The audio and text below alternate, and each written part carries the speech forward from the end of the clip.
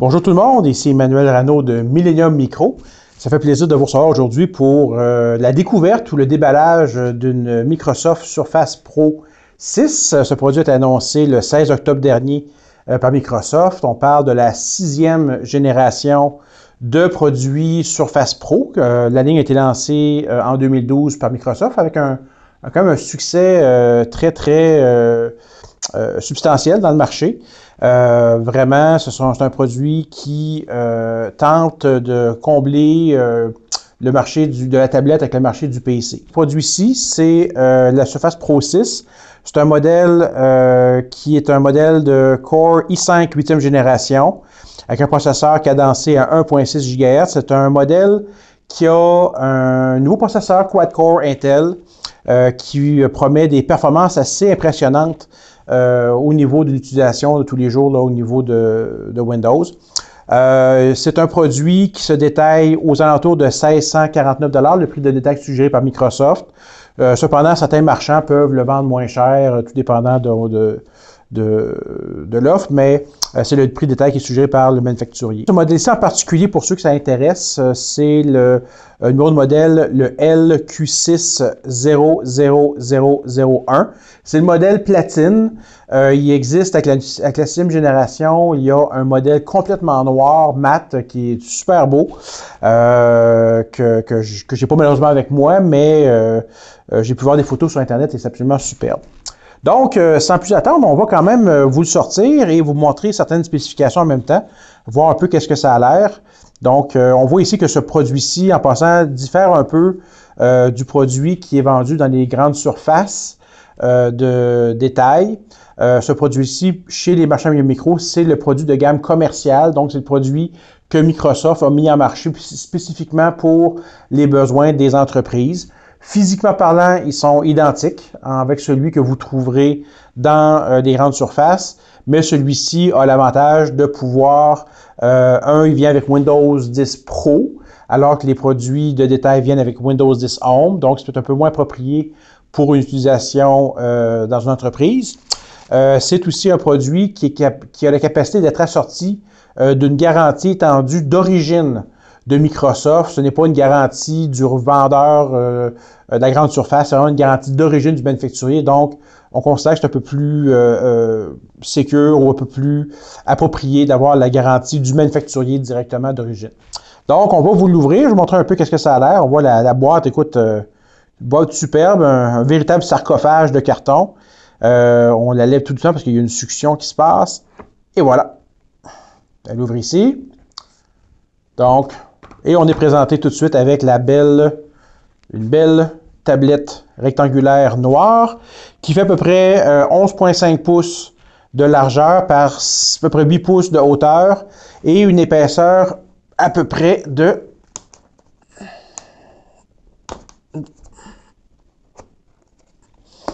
on voit ici une épaisseur d'à peu près 0,3 pouces, plus ou moins, un tiers de pouce. Bon, à peu près même pas à peine 1 cm, un petit peu en bas d'1 cm. Ce qui est remarquable aussi dans ce produit-ci particulier, c'est que c'est une machine qui a été conçue avec un design qu'on appelle le design fanless, donc un design qui est sans ventilateur. Donc, quand vous opérez la machine, il n'y a absolument aucun bruit de ventilateur ou d'aération qui se passe. Donc, c'est vraiment un silence total. Donc, c'est vraiment très impressionnant d'avoir cette concept-là. On voit un peu sur le bord, ici, on voit, il y a comme une petite gouttière et c'est par là que l'évacuation de la chaleur se passe. Donc, c'est quand même un appareil qui est très facile et très ergonomiquement correct à utiliser. Ce modèle-ci particulier vient avec 8 GB de RAM. Il y a des modèles qui viennent avec 16 GB. Il n'y a rien en bas de 8 GB, donc c'est 8 GB ou 16 GB. Ce appareil ici vient avec un disque dur, un storage interne de 256 gigaoctets interne en SSD et il y a une option aussi pour un modèle qui vient avec un disque dur de 1 TB au besoin aussi. Ce qui est important à retenir aussi dans la gamme Surface Pro ou dans les tablettes en général, c'est contrairement à un PC traditionnel ou classique, c'est presque impossible de mettre à jour les composantes internes d'une tablette. Tout est soudé sur la carte maîtresse. Ça fait partie intégrante de l'appareil. Donc, peut-être une petite mise en garde. Choisissez bien votre appareil parce que vous risquez d'être pogné avec pour un certain temps. Évaluez bien vos besoins. Si vous avez les budgets pour vous payer une machine un peu plus haut de gamme, faites-le. Vous ne le regretterez pas. La machine va durer plus longtemps, parce que ça ne se met pas à jour au niveau du RAM ni au niveau du storage. Donc, petite mise en garde.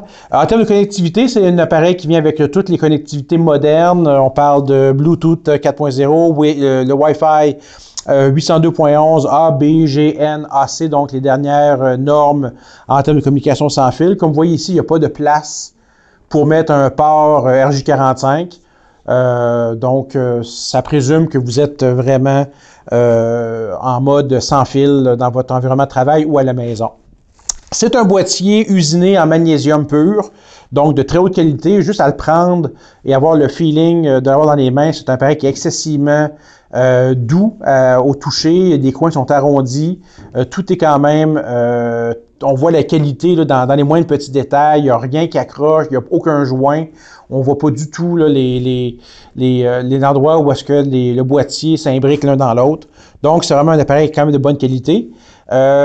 Cet appareil-là, c'est une tablette, mais c'est une tablette qui est quand même appelée à être utilisée en mode ordinateur portable. On s'entend qu'il y a Windows 10 dessus.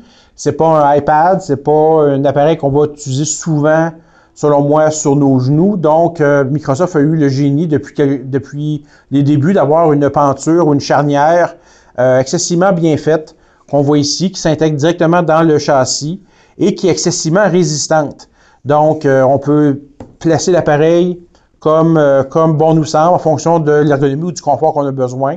Donc, on peut être comme ça, on peut la remonter comme ça ici. Si on veut taper ou faire du dessin, on peut la mettre à plat, carrément presque à plat. L'écran qui vient avec ça, comme je dis, c'est un écran de 12.3 pouces en diagonale, un écran de type Pixel Sense qui a une résolution assez surprenante de 2736 par 1824. C'est un peu hors norme, je dois avouer, dans l'industrie, mais c'est une résolution qui est excessivement dense. Donc, on a un écran. C'est peut-être un peu difficile pour vous de le voir par après, mais l'écran est de toute beauté. Vraiment, quand vous l'allumez, vous travaillez là-dessus. Les couleurs, le grain, la clarté de l'écran est absolument exceptionnelle. Donc, c'est vraiment un des avantages, un des points de vente, selon moi, de la Surface Pro. C'est vraiment la qualité de son écran. C'est un ratio 3:2, donc 3 par 2, donc c'est pas du 16 par 9 nécessairement. Donc, si vous le branchez sur un écran extérieur ou un cinéma maison ou un autre type d'affichage, ça se peut qu'il y ait peut-être des petites barres noires sur le côté, mais c'est normal. Donc, c'est fait avec... c'est conçu comme tel. L'écran en tant que tel, c'est un écran touch, donc c'est un multitouch de 10 points. 10 points parce qu'on a 10 doigts, donc on pourrait très bien manipuler, faire des manipulations sur l'écran, faire des zooms, des pinches, jouer à des jeux au besoin s'il y a des jeux qui supportent le touch. Donc, l'écran supporte 10 points de pression simultanés avec les doigts. Si on fait le tour un peu des ports physiques, c'est sûr que sur une tablette de cette grosseur-là, il n'y a pas une tonne de ports, contrairement à un ordinateur portable plus classique ou même un ordinateur de table. Mais il y en a quand même assez. Je dirais que si on fait le tour un petit peu, bon, ici, il y a un bon vieux jack 3.5 mm audio. On voit vraiment que c'est un vestige du passé, mais bon, Microsoft a décidé de garder on va le dire, le bon vieux port à écouteurs pour lequel on a déjà des tiroirs pleins d'écouteurs déjà toutes faites. On a le bouton pour allumer, le bouton pour le volume baisser et monter. On a ici aussi les ports, le DisplayPort pour brancher un écran extérieur, donc c'est un port de type mini DisplayPort. On a ici un USB 3.0. On a un seul port. Il existe des hubs que vous pouvez brancher pour mettre plusieurs ports dessus. Je dois avouer que c'est un petit peu décevant que Microsoft n'ait pas pensé de mettre un port USB 3.1. Une norme qui est quand même là depuis un certain temps, en tout cas, c'est quand même assez contemporain. Et c'est une vitesse qui est de beaucoup améliorée versus USB 3.0. Le 3.1 selon moi, aurait dû être mis dans cette tablette-ci. Mais enfin, c'est pas la fin du monde. On peut très bien se débrouiller sans ça. Et ici, c'est le port pour brancher magnétiquement l'alimentation électrique. Si on regarde ici, il y a les ports de branchement pour un clavier extérieur magnétisé. Ça, on va vous montrer tout à l'heure l'écran, qu'est-ce qui vient avec. Et surprise des surprises, ici en dessous, si on regarde, il y a un petit port pour les cartes micro SD. Donc, si jamais vous vouliez rajouter un peu de storage supplémentaire, il y a les cartes SD là, qui vont jusqu'à 512 GB qui se font dans ces formes-là, peut-être même 1 TB si possible, ça coûte un petit peu cher, mais il y en a. Donc, si vous voulez augmenter un peu de storage ou avoir l'accès à du storage extérieur, donc pouvoir copier des fichiers sur la carte micro SD, on a un petit port qui se trouve juste ici en dessous.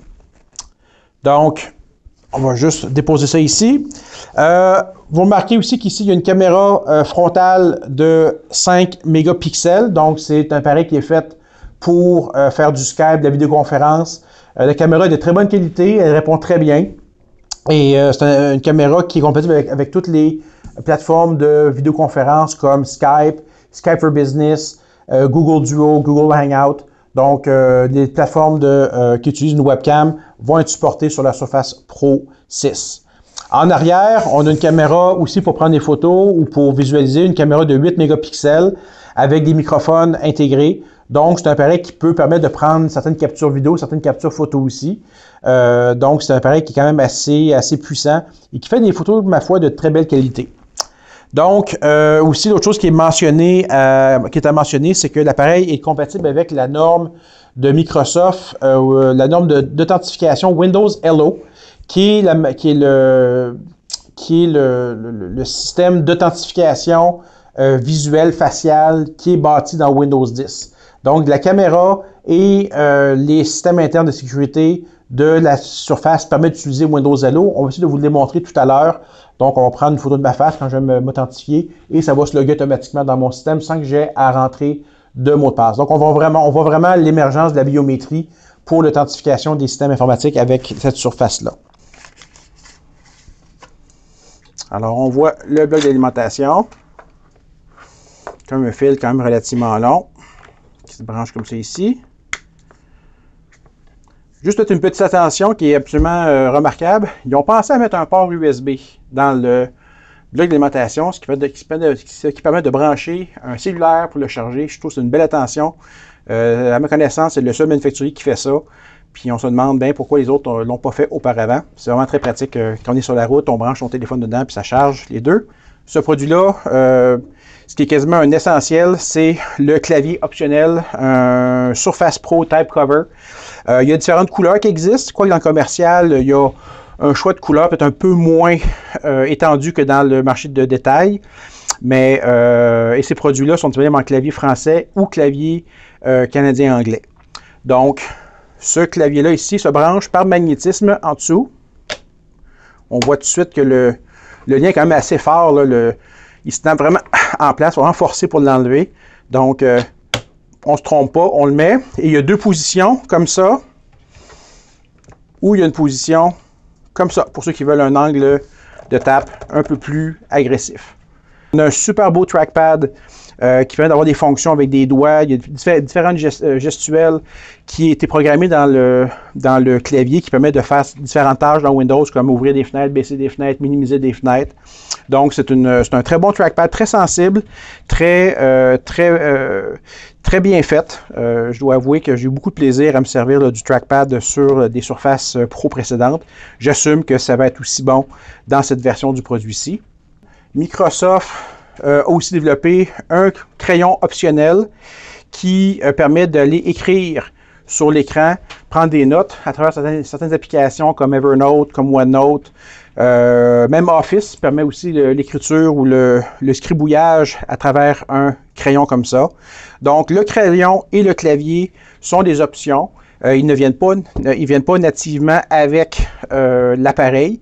Ceci est fait parce que c'est pas tout le monde qui a nécessairement besoin d'un clavier. Il y a des gens qui se servent exclusivement en mode touch et des gens qui n'écrivent pas nécessairement, donc ils l'ont pas inclus de base dans le bundle de la Surface. Donc, c'est un produit qui, pour beaucoup de gens qui sont sur la route, qui travaillent, qui font un usage professionnel de ça, je pense que ces deux items-là sont les plus demandés. Alors, on démarre Windows pour la première fois. Il va me demander quelques questions supplémentaires sur mon compte, j'assume.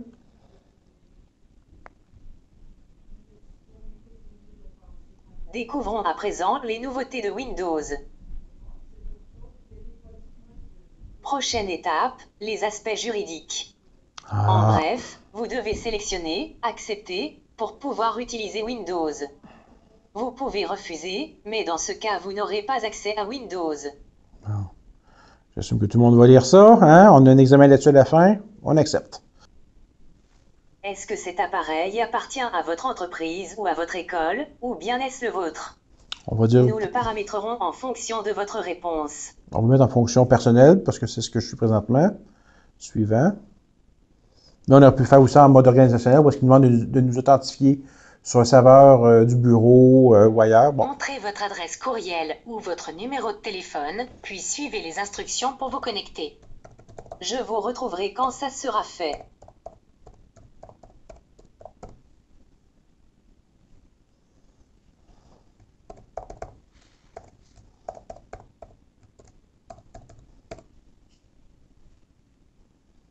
Restez immobile pendant quelques secondes.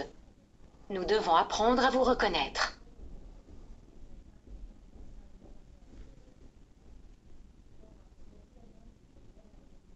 Voulez-vous mettre en place un NIP?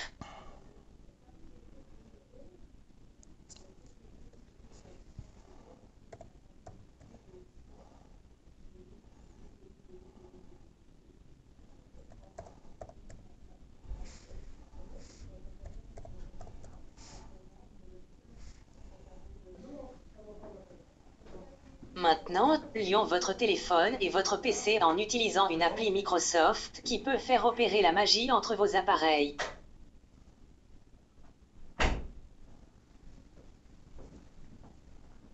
Souhaitez-vous enregistrer automatiquement vos fichiers et vos photos sur OneDrive pour avoir l'esprit tranquille? Oui. Et c'est moi, Cortana. Puis-je avoir la permission d'utiliser les informations dont j'ai besoin pour vous aider au mieux?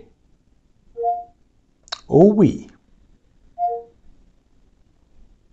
Ce sont les paramètres recommandés par Microsoft.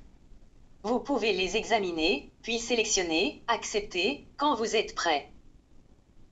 Donc, c'est vraiment ici où est-ce qu'on choisit un peu le niveau de confidentialité qu'on est prêt à avoir avec l'appareil. Donc, moi, je ne suis pas de style paranoïaque, donc je laisse tout activer. Au pire aller, je peux toujours revenir en arrière et les enlever. Je vais accepter. Et Cortana. C'est presque terminé maintenant. À peine quelques détails à régler et vous pourrez utiliser Windows. Non. On va en anglais. Je vais fermer ça. Et puis ici. Alors, je vais faire...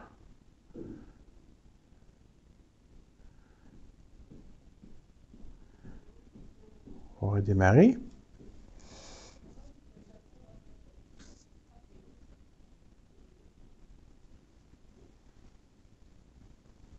Et il a reconnu que c'était moi. Le Windows Hello a apparu et, oups, il m'a logué dans l'environnement de Windows directement.